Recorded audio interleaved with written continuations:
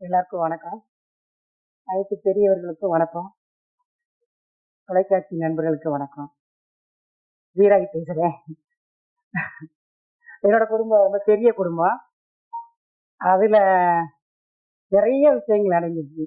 இப்ப குடும்பம் ரொம்ப சிரிச்சு போச்சு. எல்லாரும் தள்ளி தள்ளி போய் நிக்கிறோம். அதை ஒண்ணா பார்க்கணும்னு இயக்குனர் சாருக்கு ஒரு ஏக்கம் இருந்திருக்கும்னு நினைக்கிறேன். தன்னோட இதை தனக்கு துளசி இடத்துல தான் தேடணும்பாங்க. அது பக்கத்துல தான் கிடக்கும், எங்கேயும் தள்ளிட்டு விழுந்திருக்காது. காலடியிலே பார்த்தா நம்ம உறவுகள் அங்கங்க தள்ளி தள்ளி கிடப்பாங்க. ஒண்ணு சேர்க்க மாட்டோம், ஓடிக்கிட்டே இருப்போம். அப்படி ஓடுறவங்க மத்தியில ஏதாவது ஓரத்துல ஒரு ஏக்கங்கள் இருக்கும். குடும்பத்தை பத்தி சிந்தனை எப்பயாவது ஏதாவது ஒரு இடத்துல ஞாபகப்படுத்தி பேசிக்கிட்டே இருப்பாங்க. அப்படி வீராங்கி மக்களை பார்க்கும்போது ஒவ்வொருத்தரும் தன்னோட வாழ்க்கையில் நடந்த ஒரு விஷயத்தை இன்னொரு இடத்துல நடந்துச்சு அப்படின்னு கம்பேர் பண்ணி பார்க்க முடியாதவங்க யாரும் இருக்க முடியாதுன்றது 100% உண்மை. இயக்குனர் சார் சொல்லுவாரு, விளக்கி விளக்கி சொல்லுவாரு. அவரு அழுவாரு, அப்புறம் எழுந்திரிச்சு போயிட்டு மறுபடியும் சொல்லுவாரு. அந்த அளவுக்கு இந்த விஷயத்த பேரண்ட்ஸ் பண்ணி தான் சொல்லப்பட முடிஞ்சிச்சு. என்னோட தலைமகன் வேலராமமூர்த்தி சார், அவருக்கு ஒரு பட்டத்தை கொடுத்துருவோம், யதார்த்த நாயகன் சொல்லி.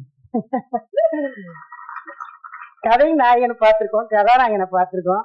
யதார்த்த நாயகன் அவர் கூட 2-3 படம் பண்ணியிருக்கேன். இதுல என் மகனுக்கு கொடுத்துருவோம். ஏன்னா நான் டீச்சர்ல போட்டுட்டு மருந்து கட்டிக்கிட்டு இருப்பேன். என்னம்மா பண்ணிட்டு இருக்கீங்க சார், கண்ணு வலிக்குது சார், அடுத்த சீனுக்கு வாங்க பாரு. கண்ணு அப்படி மூடிட்டு இடிச்சு மூடிட்டு திறப்பாரு. அப்படியே கண்ணீர் எங்கிட்டு தான் வருமா தெரியல. சார் அந்த சீக்கிரம் சொல்லிக் கொடுங்க சார், சீக்கிரம் அப்படின்னு. இன்னும் கொஞ்சம் கத்துக்கலாம் அப்படின்பாரு. அடுத்து என்னோட 2வது மகன் மாறிச்சு சார். இந்த இடத்துல நான் ஒரு ஆர்டிஸ்டாவோ அவரை ஒரு ஆர்டிஸ்டாவோ பார்க்க முடியாது. இழப்பா இருக்கிறதுனால அது ஒரு கஷ்டமான விஷயம்தான். அடுத்து இன்னொரு மகன் வரலன்னு நினைக்கிறேன், என் மக தீபா. என் மகளுக்கு பாத்தீங்களா எவ்வளவு தெளிவான பேசுறேன், அறிவா வளர்த்திருக்கேன் பாத்தீங்களா.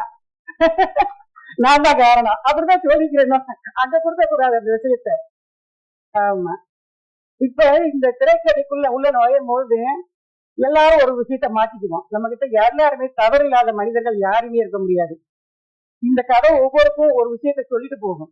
கட்டாயம் நீங்க வேணான்னு சொன்னாலும் எடுத்துக்கிட்டு போயிருவீங்க. அவங்க உங்க வீட்டுக்கு பக்கத்துல போய் சொல்லுவீங்க, இதை மாற்றி அமைச்சுக்கணும் நம்ம அப்படின்னு. அப்படியான ஒரு விஷயம் தான். எனக்கு இந்த வீராய என்ன அவ்வளவு பெரிய ஓல்டு கட்டப்ப நடிக்க போறியா, பாத்துக்க ஃபீல்டுல இருக்க அப்படின்னாங்க. தாய்ஸ்தானம் யாருக்கு கிடைக்கும்? எங்க எல்லாம் ஒரு அன்பு இருக்கும். உலகமே போற்றக்கூடியது எல்லாம். உலகாரையும் கூட தாயத்தான் பெருசா பேசணும். தளவாணி கூட தன்னோட தாயத்தான் எங்கேயா பெருசா பேசும். தூற்றுவதும் போற்றுவதும் தாய்க்கே ஏற்படும், ஏன்னா அவங்க பையங்களை கொண்டு. ஆனா என்னோட குழந்தைங்களை கொண்டு இந்த இடத்துல இந்த வீராய்க்கு போற்றுதல் கொண்டான இடத்த கொடுத்தது இந்த திரைக்காவியம் தான் சொல்லணும். ஒரு காவியம் தான். எத்தனையோ திரைக்காவியங்களை பார்த்துருக்கோம். இந்த ஒரு காவியத்தை நீங்க பார்த்து அவங்க தன்னோட பின்னாடி வர சந்ததிக்கு. இப்ப நம்ம சென்னையில இருக்கோம், எல்லாருக்கும் ஒரு தாத்தா பாட்டின்னு. நாங்க அந்த காலத்துல கிராமத்துல பெரிய வீடுல வாழ்ந்தோம். அந்த காலத்துல இப்படிலாம் கஷ்டப்பட்டோம். ஏதாவது ஒரு கதை எல்லாம் இருக்காது. ஒவ்வொருத்தருக்கும் ஒரு கதை கிடைக்கும். எல்லாரும் அதை வாங்கிக்கிட்டு போங்க.